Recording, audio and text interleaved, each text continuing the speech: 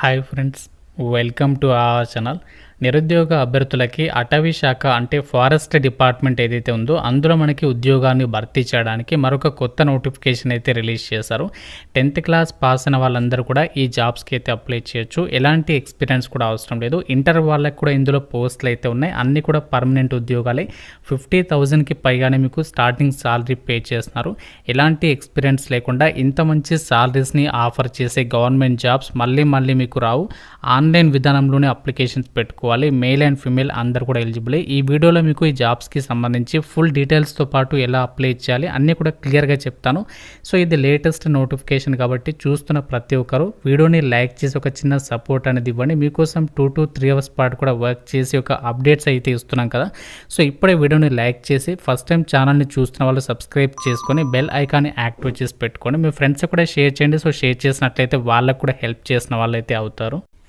Notification డీటెయిల్స్లోకి వెళ్ళినట్లయితే government of India కింద పనిచేస్తున్నటువంటి ఫారెస్ట్ డిపార్ట్మెంట్కి సంబంధించినటువంటి కేంద్ర ప్రభుత్వ సంస్థల ఉద్యోగాలకి ఈ యొక్క నోటిఫికేషన్ అనేది రిలీజ్ చేయడం అయితే జరిగింది. ఈ రిక్రూట్మెంట్ నోటిఫికేషన్కి మీరు ఇండియన్ సిటిజన్ అయితే సరిపోతుంది. AP, Telangana both male and female candidates అందరూ కూడా ఆన్లైన్లోనే ఈ యొక్క జాబ్స్కి అప్లికేషన్స్ అయితే పెట్టుకోవచ్చు.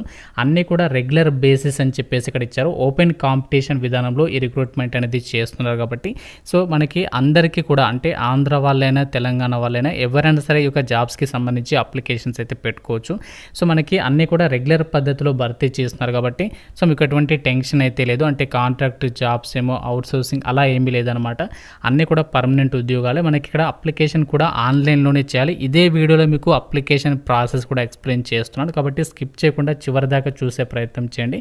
ముందుగా ఇంపార్టెంట్ డేట్స్ అయితే చూద్దాం. ఇక్కడ మనకి అప్లికేషన్ ప్రాసెస్ స్టార్టింగ్ డేట్ వచ్చేసి ఆల్రెడీ మనకి April 7th నుంచి స్టార్ట్ చేశారు. లాస్ట్ డేట్ వచ్చేసరికి ఎప్పటి వరకు అంటే 28th April వరకు మీరు ఆన్లైన్లో అప్లికేషన్స్ అనేవి సబ్మిషన్ అనేది చేసుకోవచ్చు. ఈ నోటిఫికేషన్ ద్వారా మనకి అసలు ఏమేమి ఉద్యోగాలను భర్తీ చేస్తున్నారో చూద్దాము. సో మనకి ఇక్కడ పోస్టుల వారిగా యొక్క డీటెయిల్స్ని అయితే ఇచ్చారు. 1 by 1 మీకు అన్ని డీటెయిల్స్ని క్లియర్గా ఎక్స్ప్లెయిన్ చేస్తున్నాను. స్కిప్ చేయకుండా చూస్తేనే మీకు క్లియర్గా అర్థమవుతుంది. ముందుగా మనకి ఇక్కడ సైంటిస్ట్ బీకి సంబంధించి ఇక్కడ వేకెన్సీస్ ఇచ్చారు చూడండి. 22 వేకెన్సీస్ అయితే ఉన్నాయి. దానికి సంబంధించి ఏజ్ లిమిట్ వచ్చేసి 35 years లోపు అప్లికేషన్స్ పెట్టుకోవచ్చు. లెవెల్ 10th ప్రకారం మీకు అన్ని అలవెన్సెస్ కలుపుకుంటే 1 lakh పైగానే సాలరీ వస్తుంది. అలాగే అసిస్టెంట్ లా ఆఫీసర్కి సంబంధించి ఒక పోస్ట్ అనేది ఉంది.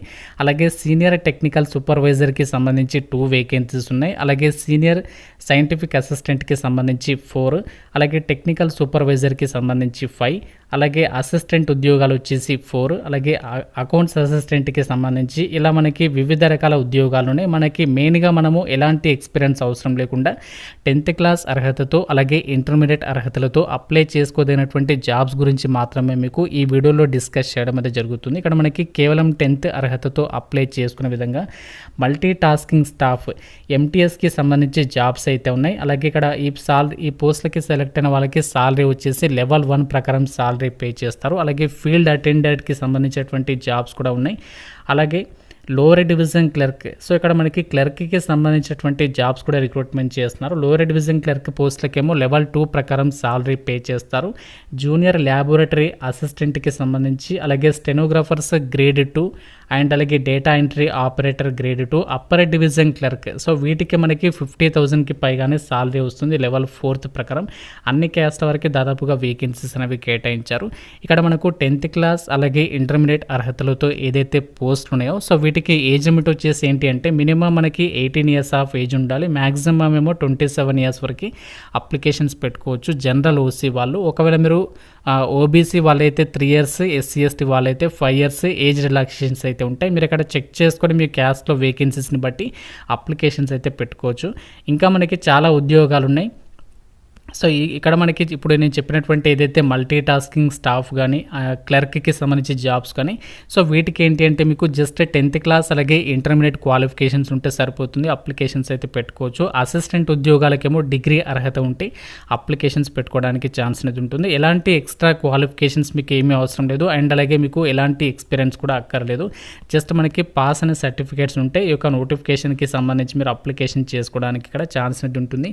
సో ఇక్కడ మనకి ఈ నోటిఫికేషన్ నోటిఫికేషన్కి పీడబ్ల్యూడీ క్యాండిడేట్స్కి సంబంధించి అంటే ఫిజికల్లీ హ్యాండిక్యాప్డ్ క్యాండిడేట్స్కి కూడా అప్లై చేసుకోవడానికి అయితే ఛాన్స్ అయితే కల్పిస్తున్నారు. అండ్ అలాగే ఇక్కడ మనకి పోస్టుల వారీగా క్వాలిఫికేషన్స్ అయితే ఇచ్చారు చూద్దాం. సో మనకి ఎలాంటి ఎక్స్పీరియన్స్ అవసరం లేకుండా ఇక్కడ మనము అప్పర్ డివిజన్ క్లర్క్ ఉద్యోగాలకైతే డిగ్రీ అర్హతతో అప్లై చేసుకోవచ్చు. డేటా ఎంట్రీ ఆపరేటర్ ఉద్యోగాలకైతే 12th స్టాండర్డ్ పాస్ అయితే సరిపోతుంది. స్టెనోగ్రాఫర్స్ గ్రేడ్ 2కి సంబంధించి కూడా 12th అనేది పాస్ అవ్వాలి. జూనియర్ ల్యాబొరేటరీ అసిస్టెంట్కి సంబంధించి సైన్స్ సబ్జెక్ట్స్లో 12th పాస్ అయిన వాళ్ళు అప్లై చేసుకోవచ్చు. క్లర్క్ ఉద్యోగాలకు వచ్చేసి లోవర్ డివిజన్ క్లర్క్ పోస్టులకి ఏ విభాగంలో ఇంటర్ పాస్ అయినా లేదా డిప్లొమా పాస్ అయినా అప్లై చేయొచ్చు. టైపింగ్కి సంబంధించి మీకు స్కిల్స్ అయితే ఉండాలి. ఫీల్డ్ అటెండర్ ఉద్యోగాలకి అయితే జస్ట్ 10th క్లాస్ పాస్ అయితే సరిపోతుంది. ఎంటీఎస్కి సంబంధించి కూడా జస్ట్ 10th పాస్ అయితే అప్లికేషన్స్ అయితే పెట్టుకోవచ్చు అని చెప్పేసి ఇక్కడ రిక్రూట్మెంట్ నోటిఫికేషన్లోనే క్లియర్గా అయితే మెన్షన్ చేయడం అయితే జరిగింది. అప్లికేషన్ ఫీజుకి సంబంధించి ఇక్కడ డీటెయిల్స్ అయితే ఇచ్చారు. ఉమెన్ క్యాండిడేట్స్కి SC ST PWD ex servicemen క్యాండిడేట్స్కి ఎగ్జామినేషన్ ఫీజు అయితే లేదు. బట్ వాళ్ళు ఆ యొక్క అప్లికేషన్ ప్రాసెసింగ్కి సంబంధించినటువంటి ఫీజు మాత్రం మీరు చెల్లించాల్సి అయితే ఉంటుంది అని చెప్పేసి ఇక్కడ ఇచ్చారు. ఈ యొక్క జాబ్స్కి సంబంధించి ఇండియన్ సిటిజన్స్ అందరికీ కూడా అప్లై చేసుకోవడానికి ఛాన్స్ అనేది కల్పిస్తున్నాము అని చెప్పేసి నోటిఫికేషన్లోనే క్లియర్గా అయితే మెన్షన్ చేయడం అయితే జరిగింది.